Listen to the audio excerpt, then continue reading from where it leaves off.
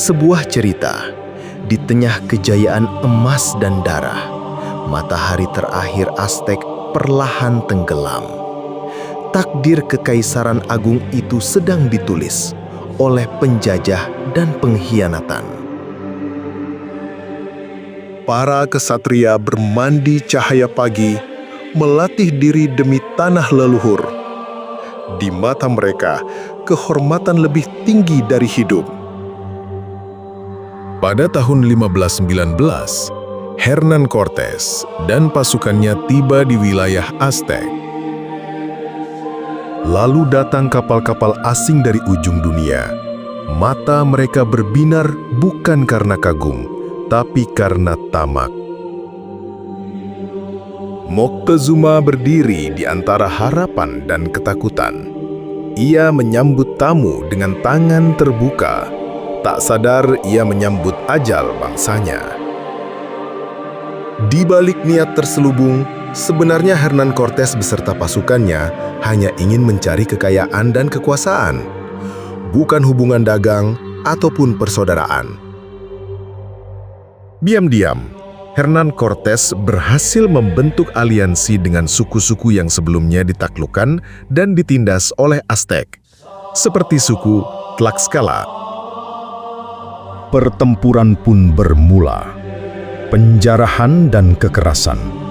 Kitab suci dibakar, emas dicairkan, dan sejarah dihapuskan oleh tangan yang tak mengenal ampun. Yang tersisa hanya luka yang menganga. Namun bangsa Aztek tak tinggal diam. Dalam gelap malam, panah, tombak disiapkan untuk melakukan penyerbuan demi membela bangsa yang berada dalam ancaman penaklukan bangsa Spanyol. Peperangan yang terus berkelanjutan membuat kelaparan menghantui rakyat jelata. Para ibu memeluk anaknya bukan untuk hidup, tapi untuk mati bersama. Montezuma wafat bukan karena musuh, tapi karena luka di dada, pengkhianatan, penolakan. Dirinya jadi alat, bukan raja. Menolak menyerah. Cuauhtémoc muda bangkit.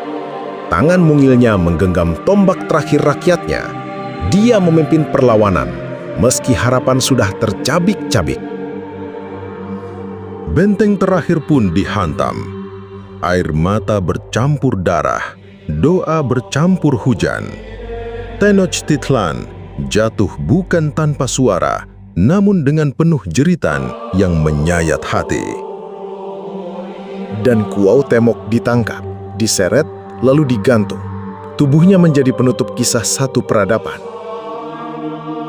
Matahari menyapa puing-puing kehancuran. Keheningan pagi lebih menyakitkan daripada tabuhan genderang perang. Bangsa besar tumbang tak berdaya. Akhirnya, kekaisaran Aztek yang besar itu dapat ditaklukkan. Bukan hanya kalah senjata yang membuat kekaisaran Aztek tumbang, namun juga karena wabah penyakit yang berkepanjangan. Dan kini jiwa Aztek tak pernah benar-benar lenyap. Ia terbang bersama elang, selalu hidup dan berdetak dalam darah di setiap langkah dari masa ke masa.